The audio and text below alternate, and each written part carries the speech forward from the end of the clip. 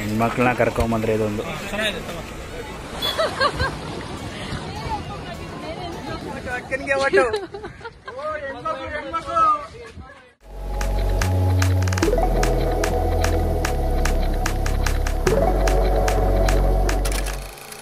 Hi guys, welcome back to my channel. ಎಲ್ಲರೂ ಹೇಗಿದ್ದೀರಾ? Hope ಎಲ್ಲರೂ ಚೆನ್ನಾಗಿದ್ದೀರಾ ಅಂತ ಅಂದ್ಕೊಳ್ತೀನಿ. ಲಾಸ್ಟ್ ಗೋವಾ ವ್ಲಾಗ್ ಯಾರು ನೋಡಿಲ್ಲ, ಸೊ ಆ ವ್ಲಾಗ್ನು ಕೂಡ ಚೆಕ್ ಮಾಡಿ. ಪಾರ್ಟ್ 2 ವಿಡಿಯೋ ಆಗಿರುತ್ತೆ, ಸೊ ಪಾರ್ಟ್ 1 ವಿಡಿಯೋನು ಕೂಡ ಹೋಗಿ ಚೆಕ್ ಮಾಡಿ. ಆ್ಯಂಡ್ ಹೊಸಬ್ರಾಗಿದ್ದರೆ ನನ್ನ ಚಾನಲ್ನ ಪ್ಲೀಸ್ ಸಬ್ಸ್ಕ್ರೈಬ್ ಮಾಡ್ಕೊಳ್ಳಿ. ಹಾಗೆ ನಿಮ್ಮ ಫ್ರೆಂಡ್ಸು ಫ್ಯಾಮಿಲಿ ಜೊತೆ ಕೂಡ ಶೇರ್ ಮಾಡಿ. ಹಾಗೆ ಊಟ ಮುಗಿಸ್ಕೊಂಡು ಬರ್ತಾಯಿದ್ವಿ ನಾವು. ರೋಡಲ್ಲಿ ಈ ಥರದ್ದು ಹಾಕಿದ್ರು, ಚೆನ್ನಾಗಿತ್ತು ಒಂಥರ. ಸೊ ಹಾಗೆ ನೋಡಿಕೊಂಡು ನಿಂತ್ಕೊಂಡಿದ್ದೀವಿ.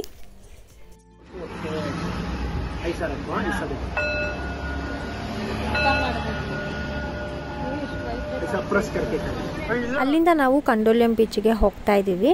ಸೊ 50 ರೂಪಾಯಿ ಪಾರ್ಕಿಂಗ್ ಚಾರ್ಜಸ್ ಇತ್ತು. ಪೇ ಮಾಡಿಬಿಟ್ಟು ಹೋಗಿ ಒಂದು ಸ್ವಲ್ಪ ಹೊತ್ತು ಕೂತ್ಕೊಂಡಿದ್ವಿ. ನಮಗೆ ಆಲ್ರೆಡಿ ಸುಸ್ತಾಗಿದ್ದರಿಂದ ನಾವೇನು ಜಾಸ್ತಿ ನೀರಲ್ಲೆಲ್ಲೋ ಆಟ ಆಡೋದಕ್ಕೆ ಹೋಗಲಿಲ್ಲ. ಪಾರ್ಕಿಂಗಿಗೆ ಬರೀ ಪೇ ಮಾಡಿದ್ವಲ್ವ, ಸೊ ಅಮೌಂಟ್ ಸುಮ್ಮನೆ ವೇಸ್ಟ್ ಆಗುತ್ತೆ ಅಂದ್ಬಿಟ್ಟು ಒಂದು ಸ್ವಲ್ಪ ಹೊತ್ತು ಕೂತ್ಕೊಂಡಿದ್ವಿ.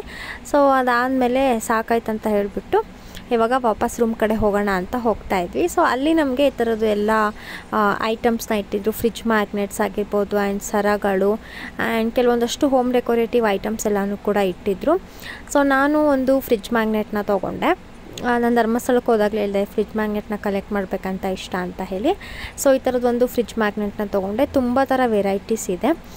ಅದಾದಮೇಲೆ ನಾವು ನೈಟು ಬಾಗಾ ಬೀಚಿಗೆ ಬಂದ್ವಿ.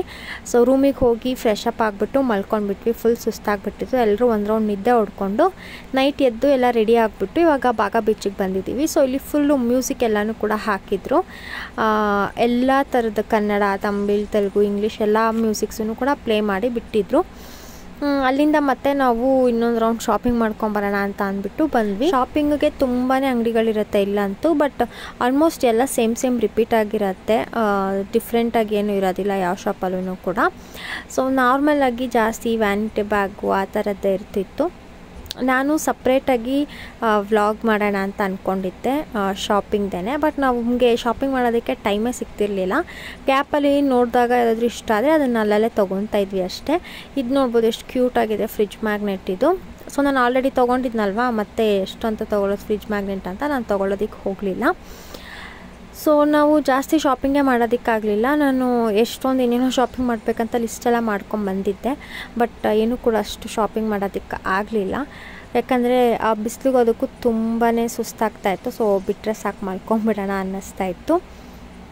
ಮಧ್ಯಾಹ್ನದ ಹೊತ್ತಂತೂ ತುಂಬ ಬಿಸಿಲಿರ್ತಿತ್ತು, ಹೋಗೋಕ್ಕಾಗ್ತಾ ಇರಲಿಲ್ಲ. ನಾವಾದರೂ ಪ್ಲೇಸ್ ಮುಗಿಸ್ಕೊಂಡು ರೂಮಿಗೆ ಬಂದು ಫ್ರೆಶ್ ಅಪ್ ಆಗಿ ಮಲ್ಕೊತಾ ಇದ್ವಿ. ಸೊ ಇವಾಗ ಒಳಗಡೆ ಶಾಪ್ ಒಳಗಡೆ ಏನಾದರೂ ಇದೆಯಾ ಅಂತ ಹಂಗೆ ಚೆಕ್ ಮಾಡ್ತಾಯಿದ್ದೆ. ಆಲ್ಮೋಸ್ಟ್ ಎಲ್ಲ ಸೇಮ್ ರಿಪೀಟ್ ಆಗಿರೋವಂಥದ್ದು ಐಟಮ್ಸು. ಜಾಸ್ತಿ ಫ್ರಿಜ್ ಮ್ಯಾಗ್ನೆಟ್ಸು ಈ ಥರದ್ದೇ ಇತ್ತು. ಶಾಪಿಂಗಿಗೆ ಅಂತಲೇ ಒಂದು ಸ್ವಲ್ಪ ಟೈಮ್ನ ಅಡ್ಜಸ್ಟ್ ಮಾಡ್ಕೊಂಬಿಟ್ರೆ ಸರಿ ಹೋಗುತ್ತೆ. ಇಲ್ಲಾಂದರೆ ಮಳೆಗಾಲದಲ್ಲಿ ಗೋವಾಗೆ ಬರೋದೇ ಬೆಸ್ಟ್ ಅಂತ ಅನಿಸುತ್ತೆ. ಒಂದು ಸ್ವಲ್ಪ ಬಿಸಿಲು ಕೂಡ ಕಮ್ಮಿ ಇರುತ್ತೆ. ಸೊ ಆರಾಮಾಗಿ ನಾವು ಶಾಪಿಂಗು ಎಲ್ಲ ಕೂಡ ಮಾಡ್ಕೊಬೋದು. ಆ್ಯಂಡ್ ಬೇರೆ ಪ್ಲೇಸಸ್ನೂ ಕೂಡ ವಿಸಿಟ್ ಮಾಡೋದಕ್ಕೆ ಈಸಿ ಆಗುತ್ತೆ. ಹಾಗೆ ಶಾಪಲ್ಲಿ ನೋಡಾಯಿತು. ಸೊ ನೆಕ್ಸ್ಟ್ ಇವಾಗ ಬೇರೆ ಶಾಪಿಗೆ ಹೋಗ್ತಾ ಇದ್ದೀವಿ. ಸೊ ಬಾಗಾ ಬೀಚಲ್ಲಿ ನಾವು ಜಾಸ್ತಿ ಹೊತ್ತೇನು ಟೈಮ್ ಸ್ಪೆಂಡ್ ಮಾಡಲಿಲ್ಲ. ಬರೀ ಮ್ಯೂಸಿಕ್ ಫುಲ್ ಜೋರಾಗಿ ಸೌಂಡ್ ಕೊಟ್ಬಿಟ್ಟಿದ್ರು. ಆ್ಯಂಡ್ ಅದೊಂದು ಶಾಪಿಂಗ್ ಬೇರೆ ಮಾಡಬೇಕಿತ್ತಲ್ಲ, ಹಾಗೆ ಬಂದ್ವಿ.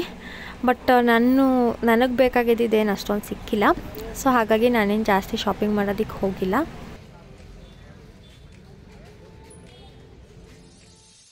ಅಲ್ಲೇ ಪಾನಿಪುರಿ ಅಂಗಡಿ ಇತ್ತು. ಸೊ ತಿನ್ನೋಣ ಪಾನಿಪುರಿ ಅಂತ ಅಂದ್ಕೊಂಡು ಪಾನಿಪುರಿ ತೊಗೊತಾ ಇದ್ದೀವಿ. ಸೊ ಇಲ್ಲಿ ಡಿಫ್ರೆಂಟಾಗಿ ಪ್ಲೇಟಿಗೆ ಪಾನಿಪುರಿನ ಹಾಕ್ತಾಯಿದ್ರು. ಟೇಸ್ಟು ಕೂಡ ಪರವಾಗಿಲ್ಲ, ಚೆನ್ನಾಗಿತ್ತು. ಪಾನಿಪುರಿ ಎಲ್ಲ ತಿಂದ್ಕೊಂಡು ಮತ್ತೆ ನಾವು ಬಾಗಾ ಬೀಚಿಗೆ ಹೋದ್ವಿ. ಸೊ ಒಂದು 1/2 ಅವರ್ to 1 ಅವರ್ ಟೈಮ್ನ ಸ್ಪೆಂಡ್ ಮಾಡಿದ್ವಿ ಅಷ್ಟೇ. ಫ್ರೆಂಡ್ಸ್ ಜೊತೆ ಬಂದರೆ ಆರಾಮಾಗಿ ಇಲ್ಲಿ ಡ್ಯಾನ್ಸ್ ಗಿನ್ಸ್ ಎಲ್ಲ ಮಾಡಿಕೊಂಡು ಚೆನ್ನಾಗಿ ಟೈಮ್ನ ಸ್ಪೆಂಡ್ ಮಾಡ್ಬೋದು ನೈಟ್ ಹೊತ್ತು. ಸೊ ನಾವು ಒಂದು 1/2 ಅವರ್ to 1 ಅವರ್ ಕೂತ್ಕೊಂಡಿದ್ವಿ. ಆಮೇಲಿಂದ ಹೋಗಿ ಹೋಟೆಲಲ್ಲಿ ಊಟ ಮಾಡಿಕೊಂಡು ಆಮೇಲೆ ರೂಮಿಗೆ ಹೋಗಿ ಇವಾಗ ಮಲ್ಕೊಂಡ್ಬಿಡ್ತೀವಿ.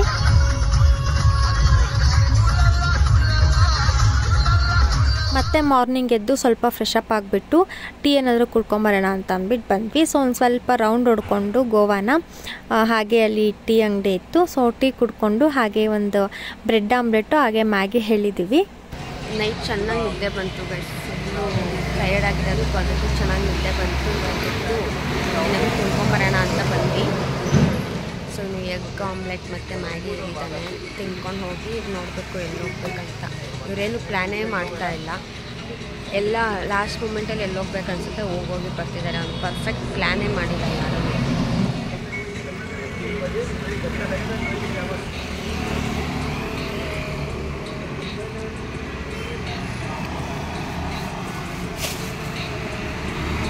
ಅಲ್ಲಿಂದ ಮ್ಯಾಗಿ ತಿನ್ಕೊಂಡು ಇನ್ನೊಂದು ಹೋಟ್ಲಿಗೆ ಬಂದ್ವಿ ದೋಸೆ ತಿನ್ನೋಣ ಅಂತ.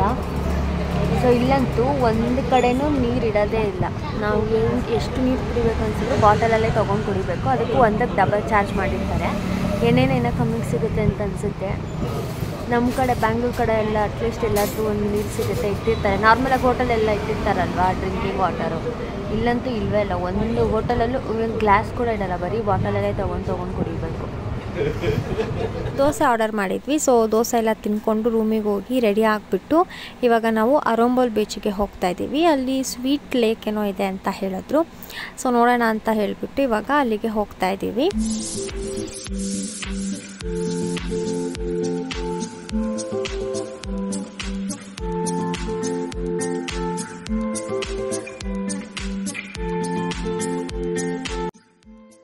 ನಾನು ಕಿರಣ್ ಹರ್ಷಿತ್ತು 3 ಜನನೂ ಬಂದು ನಯನ ಹಾಗೆ ಸಂತುಗೆ ವೆಯ್ಟ್ ಮಾಡ್ತಾ ಇದ್ದೀವಿ. ಸೊ ಇಲ್ಲಂತೂ ಜನ ತುಂಬ ಕಮ್ಮಿ ಇದ್ದರು. ನೆನ್ನೆ ನಾವು ಹೋಗಿದ್ದ ಬೀಚಲ್ಲಂತೂ ಎಷ್ಟು ಜನ ಇದ್ದರು, ಇಲ್ಲಿ ನೋಡ್ಬೋದು ಜಾಸ್ತಿ ಜನ ಇಲ್ಲವೇ ಇಲ್ಲ. ಸೊ ಈ ಥರ ಇದೆ ಅಂತ ಅಂದಿದ್ರೆ ನೆನ್ನೆ ಇಲ್ಲಿಗೆ ಬಂದುಬಿಡ್ತಾ ಇದ್ವಿ. ಸೊ ತುಂಬ ಕಮ್ಮಿ ಜನ ಇದ್ದರು. ಇವಾಗ ಅರಂಬೋಲ್ ಬೀಚಿಂದ 1 ಕಿಲೋಮೀಟ್ರ್ ಏನೋ ಆಗುತ್ತೆ ಸ್ವೀಟ್ ಲೇಕ್ಗೆ. ಅಲ್ಲಿಗೆ ಇವಾಗ ನಾವು ನಡ್ಕೊಂಡು ಹೋಗ್ತಾ ಇದ್ದೀವಿ. ಸೊ ಚಪ್ಪಲಿ ಎಲ್ಲ ಕೈಯಲ್ಲಿ ಇಟ್ಕೊಂಡು ಆರಾಮಾಗಿ ನಡ್ಕೊಂಡು ಹೋಗ್ತಾ ಇದ್ದೀವಿ. ಯಾಕಂದರೆ ಮರಳಿಗೆ ಅದಕ್ಕೂ ಚಪ್ಪಲಿ ಹಾಕ್ಕೊಂಡು ನಡೆಯೋದಕ್ಕೆ ಆಗಲ್ಲ. ಸೊ ಈ ಬೀಚ್ ಅಂತೂ ತುಂಬಾ ಚೆನ್ನಾಗಿದೆ ಅಂತ ಹೇಳ್ಬೋದು. ನೋಡಿ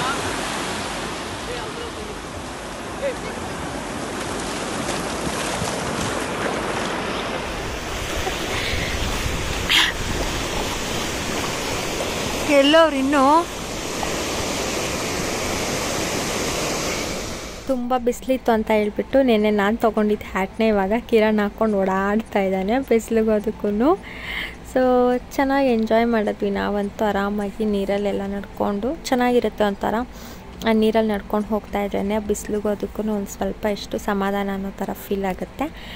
ಅರಂಬೋಲ್ ಬೀಚಿಂದ 1 ಕಿಲೋಮೀಟರ್ ಇದೆ ಅಲ್ವಾ ಸ್ವೀಟ್ ಲೇಕು. ಸೊ 1 ಕಿಲೋಮೀಟರ್ ಉದ್ದಕ್ಕೂ ಕೂಡ ಶಾಪ್ಸ್ ಇದೆ. ಸೊ ಏನು ಬೇಕು ನಾವು ಅದನ್ನು ಶಾಪ್ ಮಾಡಿಕೊಂಡು ಹಾಗೆ ನಡ್ಕೊಂಡು ಹೋಗ್ಬೋದು. ಬೆಸ್ಟ್ ಏನಂದರೆ ಈ ಕಡೆಯಿಂದ ಹೋಗ್ತಾ ತೊಗೊಳೋದಕ್ಕಿಂತ ವಾಪಸ್ ರಿಟರ್ನ್ ಬರ್ತಾ ತೊಗೊಳೋದು ಬೆಸ್ಟು. ಬಟ್ ನಾವು ನೋಡ್ತಾ ಕೆಲವೊಂದಷ್ಟು ಐಟಮ್ಸ್ನ ಪರ್ಚೇಸ್ ಮಾಡಿದ್ವಿ. ಆ್ಯಂಡ್ ಇಲ್ಲಿ ಒಂದು ಸ್ವಲ್ಪ ಬಾರ್ಗೇನ್ ಮಾಡಿ ತೊಗೊಬೋದು ಅಂತ ಅನ್ನಿಸ್ತು. ಯಾಕೆ ಅಂತಂದರೆ ನಾವು ಬೀಚ್ ಸೈಡೆಲ್ಲ ಶಾಪ್ ಮಾಡ್ತೀವಲ್ವ, ಅಲ್ಲಿ ಅಷ್ಟೊಂದೇನು ಬಾರ್ಗೇನ್ ಮಾಡೋದಕ್ಕಾಗಲ್ಲ. ಬಟ್ ಇಲ್ಲಿ ಒಂದು ಸ್ವಲ್ಪ ಬಾರ್ಗೇನ್ ಮಾಡಿದ್ರೆ ನಾವು ಕೇಳಿದ ರೇಟಿಗೆ ಕೊಡ್ತಾರೆ. ಜಾಸ್ತಿ ಇಲ್ಲಿ ಬಟ್ಟೆ ಶಾಪ್ಗಳೇ ಇರೋದು. ಸೊ ಬಟ್ಟೆ ಅಂತೂ ತೊಗೊಳ್ಳಿಲ್ಲ. ಇವಾಗ ನಾನು ತಂದಿರೋ ಬಟ್ಟೆಯಲ್ಲೇ ಆಲ್ಮೋಸ್ಟ್ ನಾನು ಯಾವುದೂ ಡ್ರೆಸ್ಸು ಬೇರೆ ಮಾಡಿಲ್ಲ. ಇವಾಗ ನೋಡ್ಬೋದು ನಾನು ಕಿರಣ್ ಡ್ರೆಸ್ ಹಾಕ್ಕೊಂಡು ಓಡಾಡ್ತಾಯಿದ್ದೀನಿ. ಸೊ ನೈಟ್ ಮಲ್ಕೊಂಡಾಗ ಅದೇ ಡ್ರೆಸ್ ಹಾಕ್ಕೊಂಡಿದ್ದೆ, ಸ್ವಲ್ಪ ಕಂಫರ್ಟಬಲಾಗಿ ಆರಾಮಾಗಿತ್ತಂತ ಸೆಕೆಗೂ ಅದಕ್ಕೂ. ಸೊ ಬೆಳಿಗ್ಗೆ ನಾನು ಬೇರೆ ಡ್ರೆಸ್ ಹಾಕ್ಕೊತೀನಿ ಅಂದೆ, ಮತ್ತೆ ಚೇಂಜ್ ಮಾಡ್ಬೇಕಂದ್ಬಿಟ್ಟು ನೀರಲ್ಲಿ ಆಟ ಆಡೋಕ್ಕೆ ಅಂತ ಮತ್ತೆ ಒಂದು ಎಕ್ಸ್ಟ್ರಾ ಡ್ರೆಸ್ ತೊಗೊಂಡು ಬಂದೆ. ಬಟ್ ಆಟ ಆಡೋದ್ಮೇಲೆ ನೋಡಬೇಕು ಡ್ರೆಸ್ ಹಾಕ್ಕೊತೀನ ಇಲ್ವಾ ಅಂತ ಹೇಳಿ. ನೈಟ್ ಇವಾಗ ನಾನು ಬಾಗ ಬೀಚಿಗೆ ಹಾಕ್ಕೊಂಡು ಹೋಗಿದ್ದೆ ಅಲ್ವಾ, ಆ ಡ್ರೆಸ್ಸು ಕೂಡ ಹಾಕ್ಕೊತಾ ಇರಲಿಲ್ಲ ನಾನು. ಕಿರಣ್ ಡ್ರೆಸ್ಸಲ್ಲೇ ಹೋಗಬೇಕಿತ್ತು, ಅದರಲ್ಲೇ ಬಾ ಅಂತ ಹೇಳ್ತಾ ಇದ್ದ. ನಾನು ಇಲ್ಲ ಆಗಲ್ಲ ಅಂತ ಅಂದ್ಬಿಟ್ಟು ಆವಾಗ ಡ್ರೆಸ್ಸಲ್ಲೇ ಎಕ್ಸ್ಚೇಂಜ್ ಮಾಡ್ಕೊಂಡು ಹೋಗಿದ್ದಾಯಿತು. ಇಲ್ಲಾಂದರೆ ನೈಟು ಅವ್ನ ಡ್ರೆಸ್ಸಲ್ಲೇ ನಾನು ಓಡಾಡಬೇಕಿತ್ತು ಅಷ್ಟೇ. ಸೊ ಎಕ್ಸ್ಟ್ರಾ ತಂದಿರೋದು 2-3 ಜೊತೆ ಹಾಗೆ ಇದೆ, ಯಾವುದೂ ಯೂಸೇ ಮಾಡಿಲ್ಲ ನಾವು.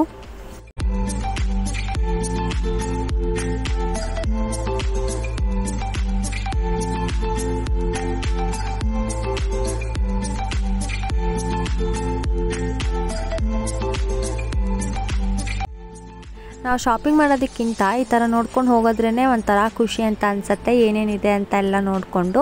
ಸೊ ನನಗಂತೂ ತೊಗೊಳೋದಕ್ಕಿಂತ ಈ ಥರ ನೋಡ್ತಾ ಇರೋದ್ರೇ ಒಂಥರ ಚೆನ್ನಾಗಿ ಅನ್ನಿಸ್ತಾ ಇತ್ತು. ಸೊ ಇಲ್ಲಿ ನಡ್ಕೊಂಡು ಹೋಗೋದು ಕೂಡ ಅಷ್ಟೇ ಚೆನ್ನಾಗಿದೆ. ಆ್ಯಂಡ್ ಇಲ್ಲಂತೂ ತುಂಬಾ ತಣ್ಣಗೆ ಫೀಲ್ ಆಗ್ತಾಯಿತ್ತು. ತುಂಬ ಬಿಸಿಲಿದ್ರೂ ಕೂಡ ಒಂದು ಸ್ವಲ್ಪ ಗಾಳಿ ಎಲ್ಲ ಬೀಸ್ತಾಯಿತ್ತು. ಆ್ಯಂಡ್ ಒಂದು ಸ್ವಲ್ಪ ತಣ್ಣಗಿತ್ತು ಇಲ್ಲಿ.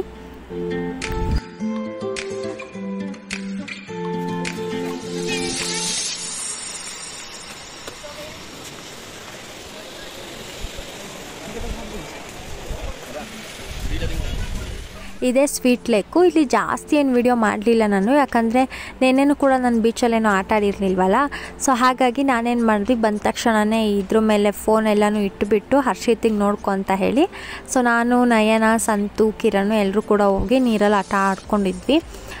ಹೊಟ್ಟೆ ಹಸಿತೈತೆ ಅಂತೇಳ್ಬಿಟ್ಟು ಹರ್ಷಿತ್ತು ಏನೋ ತರಕೋ ಅಂದ್ಬಿಟ್ಟು ಹೊರಗಡೆ ಹೋಗಿದ್ರು. ಸೊ ಹಾಗಾಗಿ ವಿಡಿಯೋ ಇನ್ನೂ ನಾವು ಜಾಸ್ತಿ ಮಾಡ್ಕೊಳ್ಳಿಲ್ಲ. ಅದಾದಮೇಲೆ ಬಂತು ಊಟ ನೋಡಿ, ನೂಡಲ್ಸು ಮತ್ತು ಗೋಬಿ ಹೇಳಿದ್ವಿ. ಅದು ಎಷ್ಟು ಒಂದು ಸೆಕೆಂಡ್ಗೆ ಖಾಲಿ ಆಗಿಬಿಡ್ತು. ನೀರಲ್ಲಿ ಆಟ ಆಡೋದಕ್ಕೂ ಅದಕ್ಕೂ ಸಖತ್ ಹೊಟ್ಟೆ ಹಸ್ಬಿಟ್ಟಿತ್ತು ನಮಗಂತೂ. ಸೊ ಒಂದು ಸೆಕೆಂಡಿಗೆ ಖಾಲಿ ಮಾಡಿಬಿಟ್ಟು ಮತ್ತೆ ಇವಾಗ ಬೇರೆ ಆರ್ಡ್ರ್ ಮಾಡಿದ್ದೀವಿ. ಸೊ ಆ ಕಡೆ ಒಂದು ಬೀಚ್ ಇದೆ ಅಲ್ವಾ, ಆ ಬೀಚ್ ಎದುರುಗಡೆನೇ ಈ ಒಂದು ಸ್ವೀಟ್ ಲೇಕ್ ಇರೋದು. ಸೊ ಅಲ್ಲಂತೂ ಎಷ್ಟು ಉಪ್ಪು ನೀರಿರುತ್ತೆ, ಇಲ್ಲಂತೂ ಸ್ವೀಟ್ ನೀರಿತ್ತು. ಉಪ್ಪಿನ ಸಮುದ್ರ, ಅದ್ರ ಎದುರುಗಡೆನೇ ಒಂದು ಸ್ವೀಟ್ ನೀರು. ಸೊ ಎಷ್ಟು ಬ್ಯೂಟಿಫುಲ್ ಅಲ್ವಾ ನಮ್ಮ ನೇಚರು. ಸುತ್ತಲೂ ಹಸ್ರುಗಿರೋದಕ್ಕೂ ಅದಕ್ಕೂ ಕೂಡ ತುಂಬಾ ಚೆನ್ನಾಗಿ ಕಾಣಿಸ್ತಾ ಇತ್ತು ಈ ಒಂದು ವ್ಯೂ ಅಂತೂ. ಸೊ ನಾವಿಲ್ಲಿ ತುಂಬ ಹೊತ್ತು ಟೈಮ್ನ ಸ್ಪೆಂಡ್ ಮಾಡಿದ್ವಿ.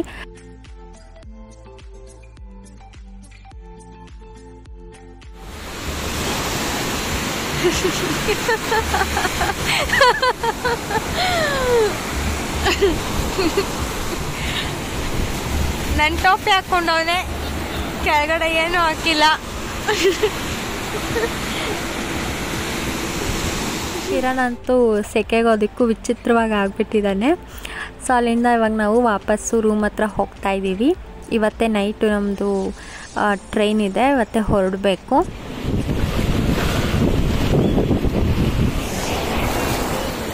ರೂಮ್ ಹತ್ರ ಬಂದು ಇವಾಗ ಕೆಳಗಡೆ ಹೋಟೆಲ್ ಇತ್ತಲ್ವ, ಸೊ ಒಂದು ಎಗ್ ರೈಸ್ನ ಆರ್ಡ್ರ್ ಮಾಡ್ಕೊಂಡು ತಿಂತಾಯಿದ್ದೀವಿ. ನೈಟ್ ಹೊರಡಬೇಕಲ್ಲ ಇವಾಗ, ಮತ್ತು ಹೊಟ್ಟೆ ಹಸು ಆದರೆ ಕಷ್ಟ ಅಂತ ಅಂದ್ಬಿಟ್ಟು ಇವಾಗಲೇ ಆರ್ಡ್ರ್ ಮಾಡ್ಕೊಂಡು ತಿಂತಾಯಿದ್ದೀವಿ. ಊಟ ಎಲ್ಲ ಅಷ್ಟೊಂದೇನು ಚೆನ್ನಾಗಿಲ್ಲ ಫ್ರೆಂಡ್ಸ್, ಇಲ್ಲಿ ನಮ್ಮ ಬ್ಯಾಂಗ್ಳೂರಲ್ಲೇ ಎಷ್ಟೋ ಪರವಾಗಿಲ್ಲ. ಸೊ ಅದೇ ಹೇಳಿದ್ನಲ್ಲ, ನಿನ್ನೆ ಒಂದು ಹೋಟೆಲಲ್ಲಿ ತಿಂದ್ವಲ್ವ ಮಧ್ಯಾಹ್ನ, ಆ ಹೋಟೆಲಲ್ಲಿ ಚೆನ್ನಾಗಿತ್ತು. ಆ್ಯಂಡ್ ಇವಾಗ ಗೋಬಿ ತಿನ್ಕೊಂಬಂದ್ವಿ ಅಲ್ವಾ, ಗೋಬಿ ನೂಡಲ್ಸು ಅಲ್ಲಿ ಚೆನ್ನಾಗಿತ್ತು ಅಷ್ಟೇ. ಅದು ಬಿಟ್ಟರೆ ಇನ್ನೆಲ್ಲೂ ಕೂಡ ಊಟ ಚೆನ್ನಾಗಿಲ್ಲ. ಸೊ ಬೇರೆ ಏನೋ ಆಪ್ಷನ್ ಇಲ್ಲ ಅಲ್ವ ನಮಗೆ, ಹಾಗಾಗಿ ನಾವು ತಿನ್ನಲೇಬೇಕು. ಎಲ್ಲ ಪಂಜಾಬಿ ಸ್ಟೈಲಲ್ಲೇ ಇರೋದು ಹೋಟೆಲ್ಸ್ ಜಾಸ್ತಿ ಇಲ್ಲಿ. ಆ್ಯಂಡ್ ನೀರಿಗಂತೂ ಜಾಸ್ತಿ ಖರ್ಚು ಮಾಡಬೇಕಾಗತ್ತೆ. ಬೇರೆ ಎಂತಕ್ಕೆ ನಾವು ಖರ್ಚು ಮಾಡ್ತೀವೋ ಇಲ್ವೋ ಗೊತ್ತಿಲ್ಲ, ಊಟಕ್ಕೆ ಹಾಗೆ ನೀರಿಗೆ ಸಖತ್ ಖರ್ಚು ಮಾಡಬೇಕಾಗತ್ತೆ. ಇಲ್ಲಿ ತುಂಬಾ ರೇಟು ನೀರಿಗೆ ಮತ್ತು ಊಟಕ್ಕೆ. ಇವಾಗ ರೂಮಿಗೆ ಹೋಗಿ ಫ್ರೆಶ್ ಅಪ್ ಆಗಿಬಿಟ್ಟು ನಾವು ಕೂಡ ಹೊರಡ್ತೀವಿ ಬ್ಯಾಂಗ್ಳೂರಿಗೆ. ಗೋವಾಗೆ ಬಂದು ನೀವೇನಾದರೂ ಆಲ್ಕೋಹಾಲ್ನ ಪರ್ಚೇಸ್ ಮಾಡಬೇಕು ಅಂತ ಅಂದ್ಕೊಂಡಿದ್ರೆ ದಯವಿಟ್ಟು ತೊಗೊಂಡು ಹೋಗಬೇಡಿ. ಸೊ ಬಸ್ಸಲ್ಲಾಗಿರ್ಬೋದು, ಟ್ರೈನಲ್ಲಾಗಿರ್ಬೋದು, ಎಲ್ಲ ಕಡೆ ಚೆಕ್ಕಿಂಗ್ ಮಾಡ್ತಾರೆ. ಆ್ಯಂಡ್ ನಾವು ಒಂದು ಬಾಟಲ್ನ ತೊಗೊಂಡಿದ್ವಿ, ಅದು ಕೂಡ ಚೆಕ್ಕಿಂಗ್ ಮಾಡಿ ಫೈನ್ ಕಟ್ಟಿಸ್ಕೊಂಡು ಮತ್ತೆ ನೆಕ್ಸ್ಟ್ ಡೇ ಬಂದು ಬಾಟಲ್ನೂ ಕೂಡ ತೊಗೊಂಡು ಹೋದರು. ಸೊ ಹಾಗಾಗಿ ಯಾರು ಆಲ್ಕೋಹಾಲ್ ಬಾಟಲ್ನ ಕ್ಯಾರಿ ಮಾಡೋದಕ್ಕೆ ಹೋಗಬೇಡಿ. ಶಾಪಲ್ಲಿ ಹೇಳ್ತಾರೆ ಒಂದು ಬಾಟ್ಲು ಅಲೋ ಮಾಡ್ತಾರೆ ಅಂತ ಹೇಳಿ, ಬಟ್ ಅರ್ಧ ಬಾಟಲ್ನೂ ಕೂಡ ಅವರು ಅಲೋ ಮಾಡೋದಿಲ್ಲ. ಇನ್ಸ್ಟಾಗ್ರಾಮಲ್ಲಿ ಕೂಡ ನಾನು ಕೆಲವೊಂದಷ್ಟು ಫೋಟೋಸ್ ವೀಡಿಯೋಸ್ನ ಶೇರ್ ಮಾಡಿದ್ದೀನಿ. ಸೊ ಹೋಗಿ ಅಲ್ಲಿ ಕೂಡ ಫಾಲೋ ಮಾಡಿ, ID ಡಿಸ್ಕ್ರಿಪ್ಷನ್ ಬಾಕ್ಸಲ್ಲಿ ಕೊಟ್ಟಿದ್ದೀನಿ. ಇನ್ನೂ ಯಾರು ನನ್ನ ಚಾನಲ್ನ ಸಬ್ಸ್ಕ್ರೈಬ್ ಮಾಡ್ಕೊಂಡಿಲ್ಲ, ಪ್ಲೀಸ್ ದಯವಿಟ್ಟು ಹೋಗಿ ಸಬ್ಸ್ಕ್ರೈಬ್ ಮಾಡ್ಕೊಳ್ಳಿ. ಹಾಗೆ ನಿಮ್ಮ ಫ್ರೆಂಡ್ಸ್ ಆ್ಯಂಡ್ ಫ್ಯಾಮಿಲಿ ಜೊತೆ ಕೂಡ ಶೇರ್ ಮಾಡಿ, ಸಬ್ಸ್ಕ್ರೈಬ್ ಮಾಡಿಸಿ ಅವ್ರ ಹತ್ರನೂ ಕೂಡ. ಸೊ ನಾವು ಗೋವಾದಲ್ಲಿ ಎಷ್ಟು ಖರ್ಚು ಮಾಡಿದ್ದೀವಿ, ಯಾವ್ಯಾವ ಪ್ಲೇಸ್ನ ವಿಸಿಟ್ ಮಾಡಿದ್ದೀವಿ, ಸೊ ಎಲ್ಲ ಇನ್ಫಾರ್ಮೇಷನು ನಿಮಗೂ ಒಂದಷ್ಟು ಯೂಸ್ಫುಲ್ ಆಗಿದೆ ಅಂತ ಭಾವಿಸ್ತೀನಿ.